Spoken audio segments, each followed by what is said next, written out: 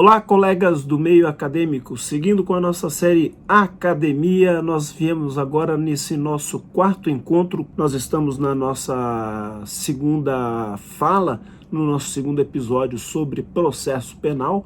No primeiro nós tratamos inicialmente das questões iniciais do inquérito policial e falamos naquela ocasião que no nosso segundo encontro de processo penal nós trataríamos das diligências ou das providências iniciais que a autoridade policial toma quando tem conhecimento do fato delituoso, quando tem conhecimento da ocorrência de um crime. E o Código de Processo Penal trata disso especificamente no seu artigo 6º, elencando uma série de providências que a autoridade policial deve tomar, que a autoridade policial deve adotar quando tem conhecimento do fato delituoso. São os passos iniciais, são aqueles primeiros atos que a autoridade policial pratica inicialmente, deflagrando num primeiro momento a investigação, deflagrando inicialmente a atividade investigativa e dando início efetivamente ao inquérito policial. Diz o artigo 6º, literalmente no seu caput: logo que tiver conhecimento da prática da infração penal, a autoridade policial deverá, e já no seu primeiro inciso, aponta, dirigir-se ao local, providenciando para que não se alterem o estado e conservação das coisas, até a chegada dos peritos criminais. Veja com atenção o que diz a literalidade do inciso 1º. E aqui entra uma questão de extrema relevância, de extrema importância para o deslinde do crime, para a pretensão de se desvendar a ocorrência da infração penal, que é a preservação do local do crime. Diz a lei, providenciando para que não se alterem o estado e a conservação das coisas, até a chegada dos peritos criminais. Por quê?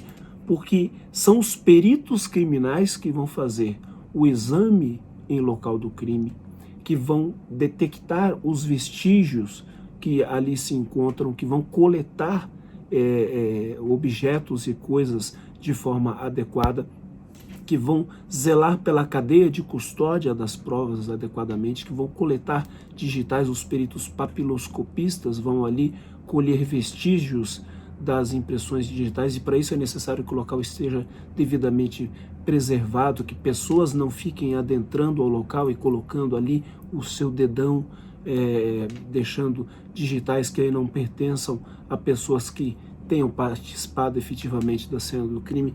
Daí a necessidade de não se alterar o estado e a conservação das coisas. Portanto, essa é a primeira providência a ser adotada pela Polícia Judiciária. As outras duas dizem respeito a objetos e provas. O inciso 2 diz o seguinte: apreender os objetos que tiverem relação com o fato após liberados pelos peritos criminais.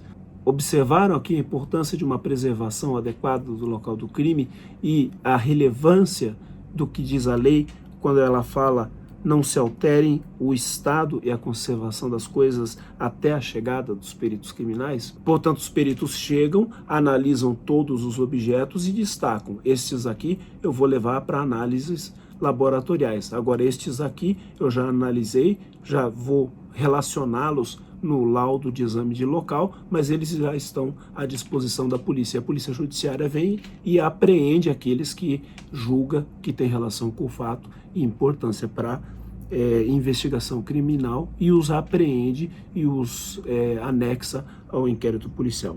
No inciso 3º diz: colher todas as provas que servirem para o esclarecimento do fato e suas circunstâncias. Por todas as provas, o que é que nós entendemos? Todas as provas. Ou seja, a autoridade policial, diante do fato com o qual ela se depara, ela vai analisar a situação, analisar a ambiência e vai com os seus agentes ali detectar tudo aquilo que possa servir à investigação, tudo aquilo que possa ser útil ao esclarecimento dos fatos, e vai coletar, inclusive, provas testemunhais, pessoas que tenham visto ou sabido do crime ou que possam oferecer algum elemento, e vai, se não convidar essas pessoas para imediatamente prestar um depoimento, ao menos coletar dados dessas pessoas para que elas sejam ouvidas depois. E outros elementos que ela, porventura, encontre, ela também coopta esses elementos e os anexa de pronto aos autos investigativos que vão ali começando a se formar. E nos incisos 4º e 5º, vem duas oitivas que são consideradas fundamentais pela lei, tanto é que elas vêm explicitamente indicadas. Diz o inciso 4º, ouvir o ofendido. Há um inciso próprio para a oitiva do ofendido. Portanto, à exceção dos casos em que a vítima está morta, a vítima deve ser ouvida.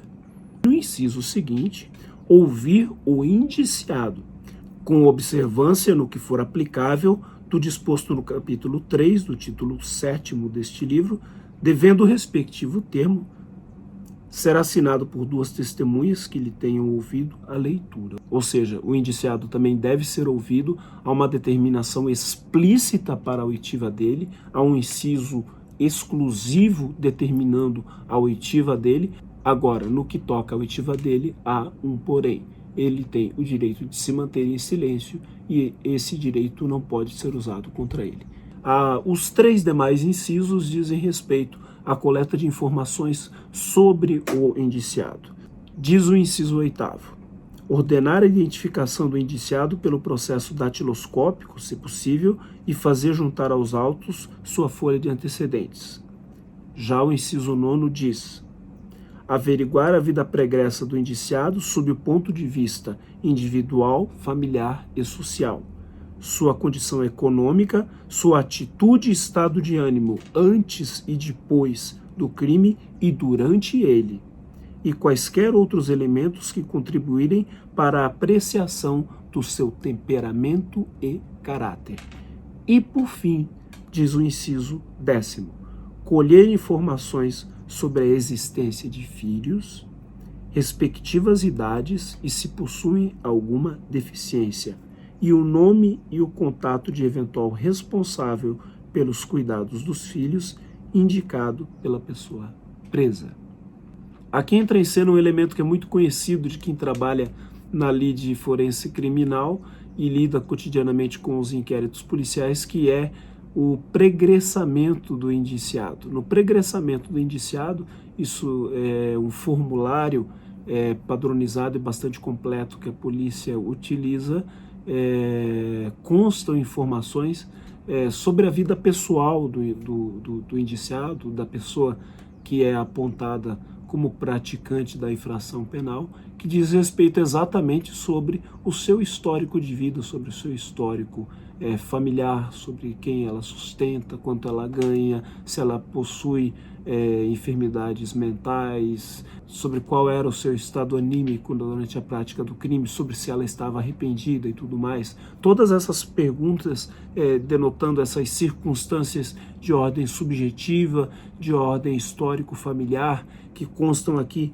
dos incisos 8, 9 e 10 do CPP, elas são materializadas nesse elemento chamado pregressamento, que consta dos inquéritos policiais e que é feito ordinariamente de forma simultânea ao interrogatório e ao indiciamento do suposto autor. Portanto, nós vimos aqui quais são as providências iniciais a serem adotadas pela autoridade policial quando do conhecimento da prática de uma infração penal, deflagrando assim toda a atividade investigativa que vai se desenrolar ao longo do inquérito policial, culminando com o relatório e o posterior encaminhamento ao Ministério Público para uma possível denúncia e o início de uma ação penal, que são os passos futuros que nós vamos ver nos demais episódios da nossa série Academia. Obrigado pela presença, obrigado pela companhia. Até o próximo episódio, quando nós falaremos de direito penal e depois, no outro, novamente sobre processo penal, continuando a tratar do inquérito policial e os seus passos seguintes. Um grande abraço, fiquem com Deus. Muito obrigado.